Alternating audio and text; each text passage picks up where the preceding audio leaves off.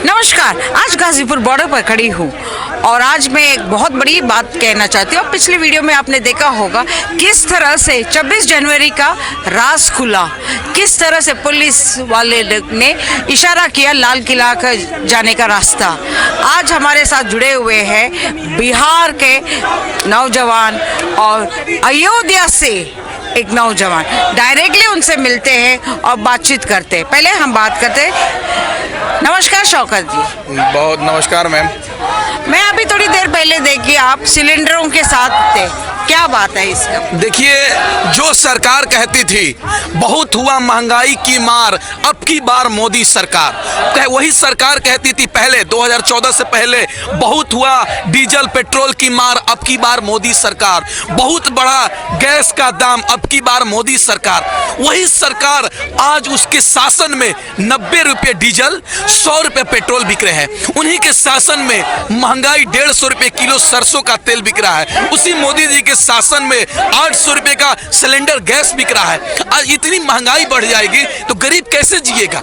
हम जैसे गरीब लोग जो हैं हर चीज को खरीद के खाते हैं, वो तो मर जाएंगे। ये सरकार गरीबों को मारना चाह रही है, किसानों को मारना चाहती है, आम नागरिक को मारना चाहती है। जो सरकार वादा की थी कि हम महंगाई कम करेंगे, आज महंगाई सर के ऊपर है। वो सरकार कहती थी डीजल का रेट कम करेंगे, आज डीजल का रेट हाई है। जो सरकार ने वादा किया था उस पर काम नहीं कर रही है, बल्कि नामांकन कर रही है। इस शहर का नाम वो रखेंगे, इस यूनिवर्सिटी का नाम वो रखेंगे और गलत तरीके से, गैर लोकतांत्रिक तरीके से लोगों पे कानून थोप रही है। पहले देश के अल्पसंख्यक को सीए एनआरसी के नाम पर एक कानून ला दी, 4 महीने तक वो लोग रोड पर हैं। अब ये किसानों को ठगने के लिए ये तीनों कृषि कानून ला दी। ये किसान भी 3 महीने से सड़क पर बैठा हुआ है। देश में क्या चल रहा है? ये सरकार क्या चाह रही है? हमसे वोट लेती है और अडानी अंबानी के लिए काम करती है, किसानों से वोट लेती है। अडानी और अंबानी पौने 2 आंख वाले बाबा रामदेव बाबा के लिए काम करती है। ये सरकार किसकी है? ये मतलब कॉर्पोरेट घराने के लोग हैं। ये सरकार कहती है कि चुनाव जीतने के बाद विकास करेंगे, लेकिन चुनाव जीतने के बाद, प्रधानमंत्री बन जाने के बाद ये सरकार चुनाव में मुंड में चली जाती है। अभी बताइए ना, बंगाल में चुनाव हो रहा है, गृह मंत्री, प्रधानमंत्री अमित शाह जी, विदेश मंत्री जी, कृषि मंत्री जी, तमाम लोग बंगाल घूम रहे हैं। लेकिन देश का किसान 10 किलोमीटर दूरी पे आंदोलन कर रहा है खुली आसमान के नीचे 3 महीने से, लेकिन इनकी बात सुनने को तैयार नहीं है। क्यों? किसान भाई आपसे क्या मांग रहा है? किसान आपसे सोना और चांदी थोड़ी मांग रहे हैं, सूरज और चांद थोड़ी मांग रहे हैं। वही चीज मांग रहा है जब वो जिसको आप देना चाहते हैं। आप कह रहे हैं कि कृषि कानून ले लो, किसान कह रहा है हमको नहीं चाहिए, तो आप वापस कर लीजिए। आप मानिए मैम, हमको आप 10 रुपए का नोट देती हैं, ये नोट देती हैं आप, तो हम आपको क्या बोलेंगे? थैंक यू बोलेंगे, शुक्रिया बोलेंगे कि मैम हमको आपने दिया। अगर हम आपको मना कर देंगे कि मैम हमको पैसा नहीं चाहिए, तो आप अपने पॉकेट में रख लेंगे, नहीं देंगे हमको। तो वही किसान के लिए ये कानून जब आया, किसानों के हित में है, मोदी जी कह रहे हैं, लेकिन किसान कह रहा है कि ये कानून हमको नहीं चाहिए, तो आप वापस क्यों नहीं लेते हैं? इसलिए नहीं लेते हैं कि ये कृषि कानून किसानों के हित में नहीं, बल्कि अडानी और अंबानी और रामदेव बाबा जी के हित में है।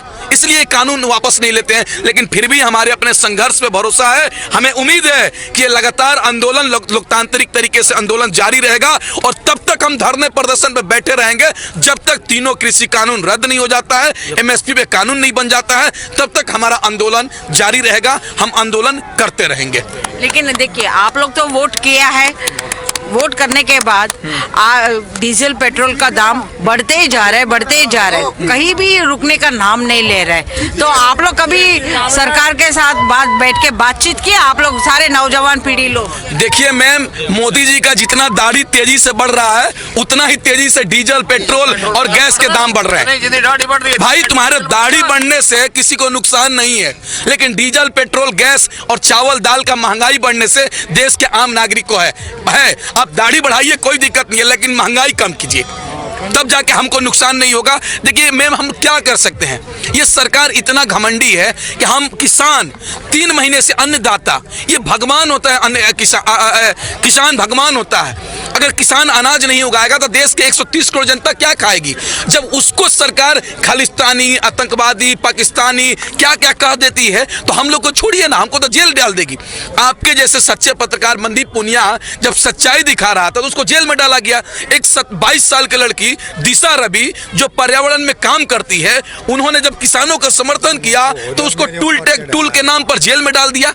यही तो देश में चल रहा है। अभी 200 से ज्यादा किसान जेल में बंद हैं, तिहाड़ जेल में। किस जुल्म में भाई?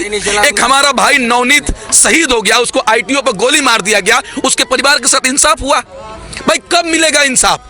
मैंने हम क्या चाह रहे हैं? हम आतंकवादी थोड़ी हैं, हम अपने हक और अधिकार के लिए लड़ रहे हैं। नवनीत को भी मार दिया गोली, 22 साल का, और शादी 1 महीने 2 महीने पहले हुई थी, साथ में ही थे हम, 10 गाड़ी पीछे थे हम लोग, यहीं से ट्रैक्टर परेड में गए थे। देखिए ये सरकार इतना घमंडी हो गई है, ये वही लोग हैं जो अंग्रेजों के साथ तलवे चाटा करते थे, उनके साथ चाय पर चुस्की लिया करते थे, वही आज हमको गुलाम बनाना चाहते हैं। ये लोग काले अंग्रेज हैं, लेकिन फिर भी हमारे अपने लोकतंत्र पे भरोसा है। हम अपने हक और अधिकार के लिए लड़ते रहेंगे, चाहे किसी की भी सरकार आ जाए।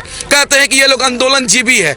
अरे भाई भगत सिंह आंदोलन करते थे, चौधरी चरण सिंह जी आंदोलन करते थे, अशफाकुल्ला खान साहब आंदोलन करते थे, महात्मा गांधी जी आंदोलन करते थे। तो तुम्हारे नजर में ये भी लोग जो नायक हैं वो लोग भी आंदोलनजीवी हो गए?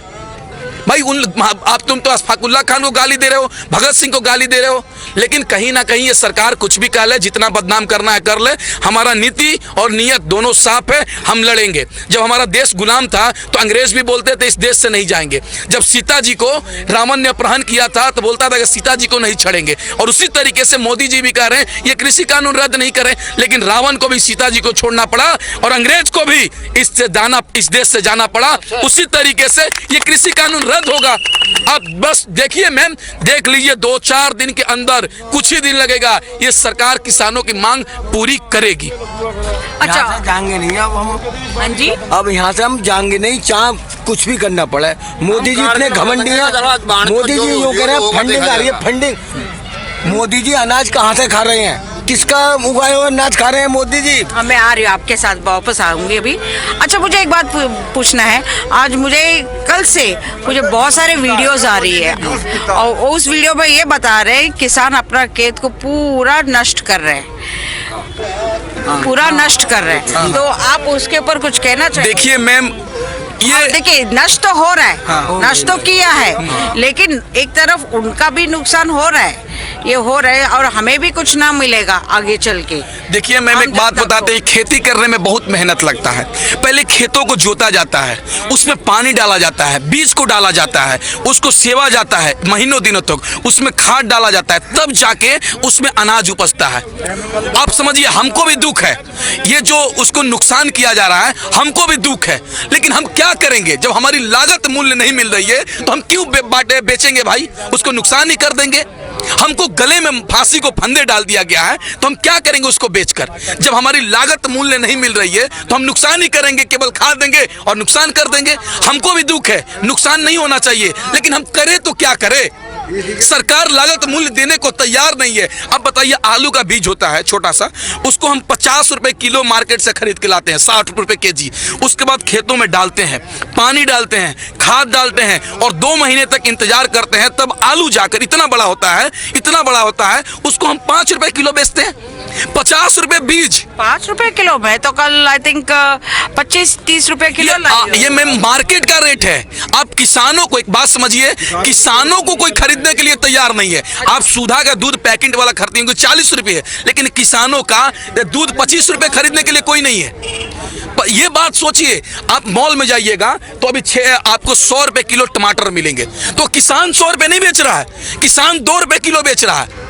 इससे वही तो किसान चाह रहा है कि हम सस्ता में बेचें तो देश के आम नागरिक को भी सस्ता में मिले। जो ये बीच में डिस्टेंस है किसान और ग्राहक के बीच में, इसको खत्म किया जाए कि किसान से टमाटर 5 रुपए खरीद लेंगे और इसको मंडी कोल्ड स्टोर में रख देंगे और उसको 50 रुपए बेचेंगे। यही तो किसान चाह रहा, नहीं चाह रहा है। आप बताइए, जब इस कानून में, कृषि कानून में है कि असीमित भंडारण कर लेंगे, तो मंडी में जाएंगे, खेतों में किसान से कहेंगे 600 रुपए किलो गेहूं लेंगे और 800 रुपए धान लेंगे, चावल लेंगे, तो खरीद के कोल्ड स्टोर में बंद कर देंगे, गोदाम में बंद कर देंगे और उसके बाद यही चावल को 50 रुपए बेचेंगे, यही गेहूं को 40 रुपए किलो बेचेंगे। तो आप समझिए ना, ये देश में चल रही है। इसके लिए हम लोग सड़क पर आए हुए हैं कि नहीं भाई, हमसे किसान जो रेट में बेच रहा है थोड़ा सा फायदा लेके ग्राहक को मिल जाए।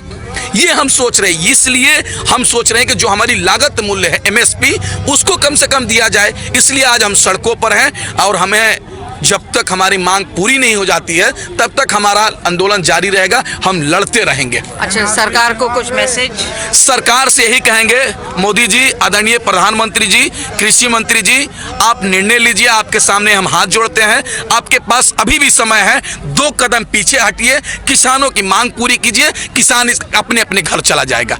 यहाँ पर शौक से कोई आंदोलन नहीं कर रहा है। माँ बाप, बेटी, बच्चा, बीवी, वाइफ सबको छोड़कर, वो छोड़कर रोड पे आया हुआ है। मैम, कोई नहीं रह सकता है, कोई नहीं रह सकता है इस रोड पे, लेकिन कहीं ना कहीं मजबूरी में आया हुआ है। सरकार 2 कदम पीछे हटे, किसानों की मांग पूरी करे, किसान अपने अपने घर चले जाएंगे।